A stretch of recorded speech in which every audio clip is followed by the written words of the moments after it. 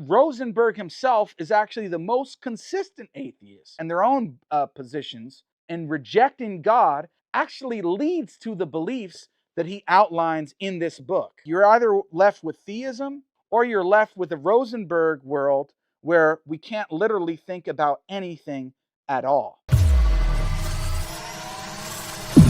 Today I have a very exciting episode for you guys. I know I say that a lot, but this one is particularly interesting thanks to brother Sabur Ahmed. He recently interviewed a very well-known atheist, naturalist, philosopher by the name of Alex Rosenberg. And there are many great clips and things that were said by Rosenberg throughout the interview, which you'll find in the description of this video. I recommend you guys go and watch the entire thing. Nevertheless, there was one very important thing, and I already know this because I've already read his book long before the interview, which is called The Atheist Guide to Reality, Enjoying Life Without Illusions by Alex Rosenberg. I've read this book many years ago, and Brother Sabur asked some brilliant questions to get straight to the point.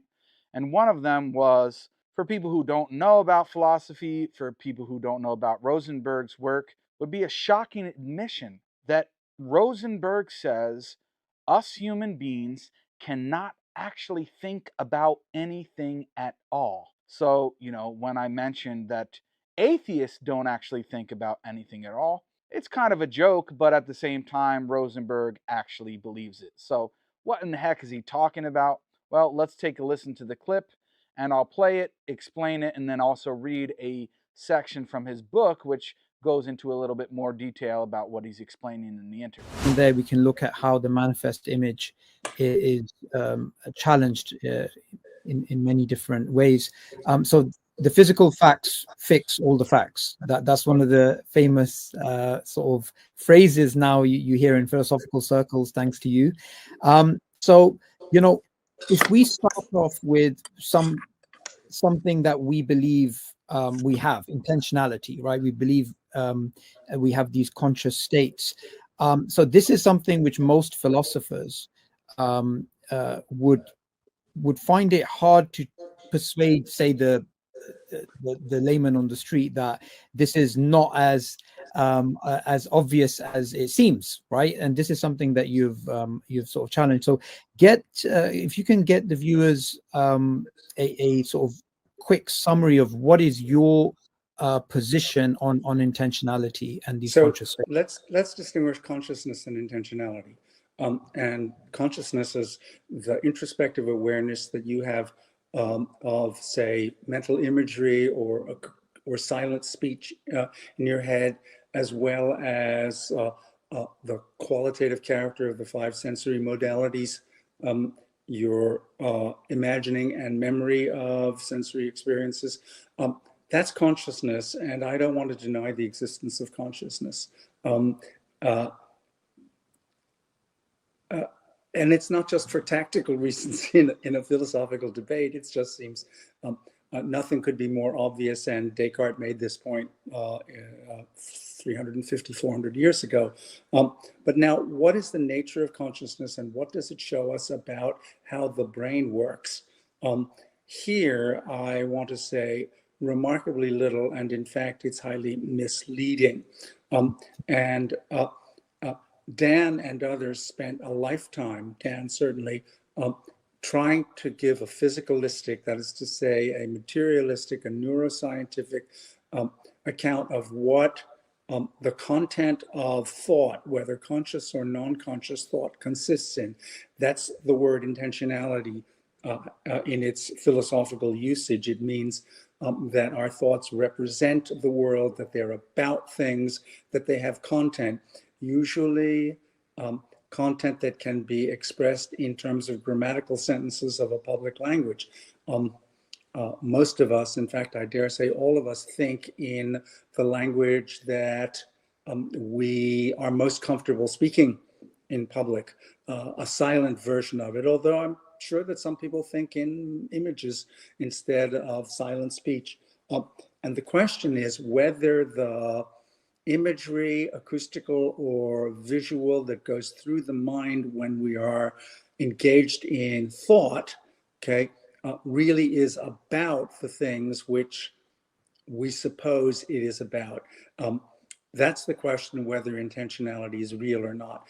And Dan in Content and Consciousness. Okay, so I'm going to pause the video there. There's another section that I want to get to in just a second. But what he's explaining is what is known in philosophy as the problem of intentionality. Now, don't get worried about this, guys. It might seem like a big term, but as Rosenberg just explained, all it means is our ability, our conscious ability to think about other things. Now, he actually has a very interesting diagram here in this book, which again, I'm just going to show on the screen. An Atheist's Guide to Reality, Enjoying Life Without Illusions by Alex Rosenberg. Now, if you look on page 174, this is where he gives a little diagram to explain the problem. So if you can see on the top, those are what he calls the Paris neurons in the brain, and then there's a picture or an image of the Eiffel Tower and what Paris is. And he says the Paris neurons are supposed to be about Paris. How do they accomplish this trick? Meaning, if all we are, molecules in our brain just bouncing around, then how is it that the neurons in our brain can be intrinsically about or directed at Paris, which is on the other side of the world for many people? Now, as Brother Sabor mentioned in the beginning, this phrase that physics has ruled out this sort of facts, and he mentions that many people who are dualists, whether that be substance dualism or even what is sometimes called property dualism, they reject Rosenberg's position because it leads to absurdity of saying that, well, in actual fact, human beings don't think about anything, strictly speaking. Now, he says here, now that the problem is clear, so obviously I'm skipping over some parts. This is on page 178. Now the problem is clear. We see why the Paris neurons can't be about Paris the way that red octagons are about stopping. It's because that way lies a regress that will prevent us from ever understanding what we wanted to figure out in the first place. What is how one chunk of stuff, how one chunk of matter in the brain, the Paris neurons, can be about another chunk of stuff, Paris. We started out trying to figure out how the Paris neurons can be about Paris, and our tentative answer is that they are about Paris because some other part of the brain, the neural interpreter, is about the Paris neurons and about Paris. We set out to explain how one set of neurons is about something out there in the world. We find ourselves adopting the theory that it's because another set of neurons is about the first bunch of neurons and about the thing in the world too. But this won't do, meaning this explanation won't work. Then he says, what we need to get off the regress, meaning this infinite regress of this chunk of matter being about this chunk of matter and going back infinitely, what we need to get off the regress is some set of neurons that is about some stuff outside the brain without being interpreted by anyone or anything, including any other part of the brain, as being about the stuff outside the brain. What we need is a clump of matter, in this case, the Paris neurons, that by the very arrangement of its synapses points at, indicates, singles out, picks out, identifies, and here we just start piling up more and more synonyms for being about another clump of matter outside the brain. But there is no such physical stuff. Physics has ruled out the existence of clumps of matter of the required sort. There are just fermions and bosons and combinations of them. None of that stuff is just all by itself about any other stuff. There is nothing in the whole universe, including, of course, all the neurons in your brain, that just by its nature or composition can do this job of being about some other clump of matter. So when consciousness assures us that we have thoughts about stuff, it has to be wrong. The brain non-consciously stores information and thoughts, but the thoughts are not about stuff. Therefore, consciousness cannot retrieve thoughts about stuff. There are none to retrieve. So it can't have thoughts about stuff either. And then he goes on further again. So the question is, how can these Paris neurons in the brain intrinsically, in and of themselves, be about another clump of matter, in this case Paris, which is on the other side of the globe for many people? He says physics has ruled out that requirement which is needed, and therefore his conclusion is that our thoughts, even though we have the experience of thinking that our thoughts are actually about other things, like I think that I can think about the lunch that I had earlier today, or I think that I can think about my wife, or as a matter of fact, which is very self-defeating, one would think that I can think about what I just read from Rosenberg's own book, or that Rosenberg himself could think about what he wrote in this book. But interestingly enough, Rosenberg himself says that we can't think about anything at all. Now, this seems absolutely ridiculous, and many atheists out there will criticize me and say, hold on a second, Jake.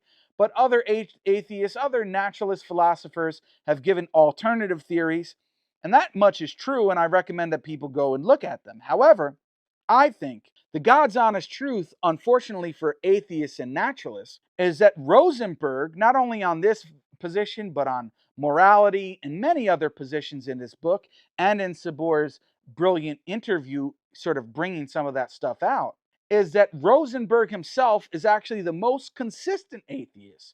He's the most consistent naturalist. That their own presuppositions and their own positions in rejecting God and rejecting a God created world that we live in actually leads to the beliefs that he outlines in this book. Okay, so I believe, look, you're either left with theism and some form of theism and belief in God, in which you're able to ground things like intentionality and morality and so on and so forth, or you're left with a Rosenberg world where we can't literally think about anything at all. And I think that's what's very important about Brother Sabor's interview. So I recommend that people explore that further.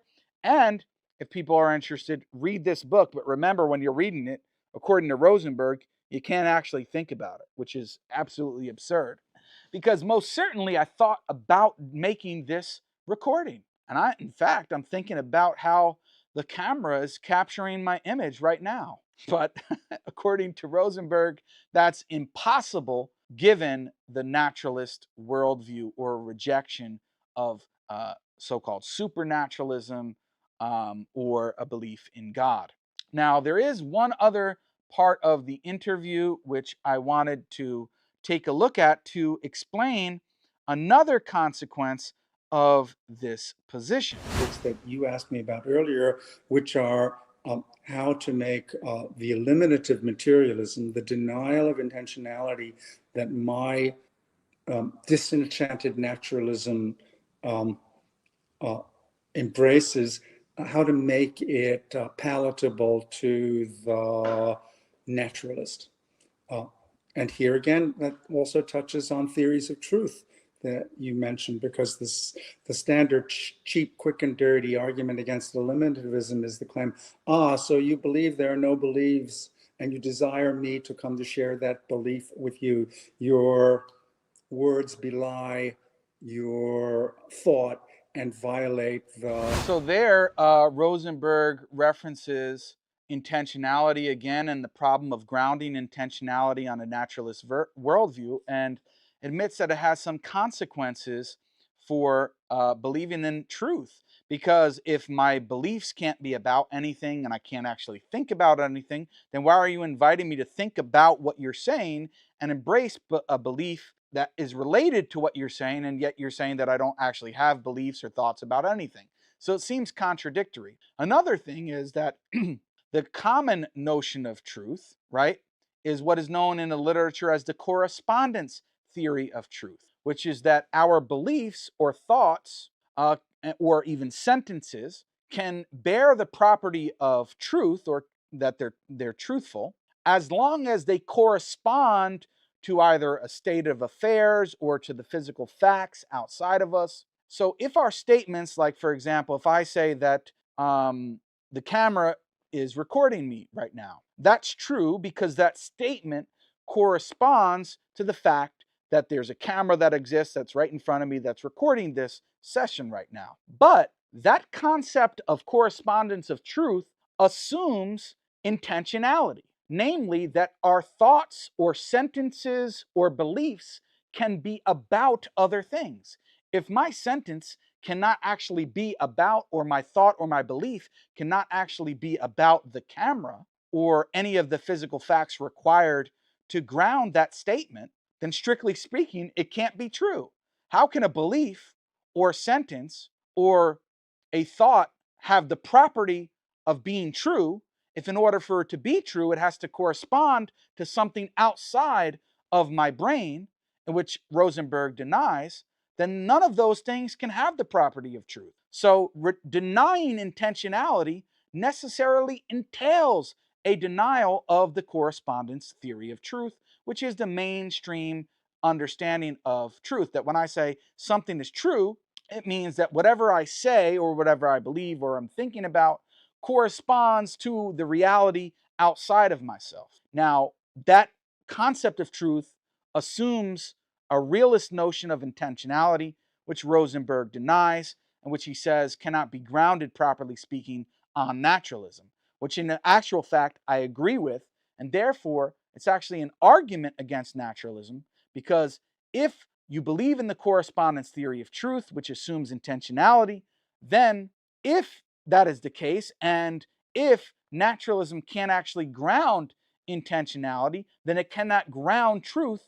And if it cannot ground truth, then naturalism itself cannot be true. Otherwise, that would be self-defeating or contradict itself. Now, I know some of this is complicated, but I hopefully as I express this idea and go through this argument maybe a couple more times, people will become accustomed to it. Also, if you want to see this play out in real life, you can see a debate that Rosenberg had with William Lane Craig several years ago, in which Craig made a version of the argument that I've just made in criticism of Rosenberg's view, which was quite comical and really entertaining, but I think it's worth a watch. There are many things that I disagree with Craig about, but I think he did a brilliant job in that debate, showing the absolute absurdity of Rosenberg's views. With that being said, guys, if you enjoyed this video and found it educational, then I recommend first and foremost that you go and check out in the description of this video the rest of Brother Sabor's interview with Alex Rosenberg.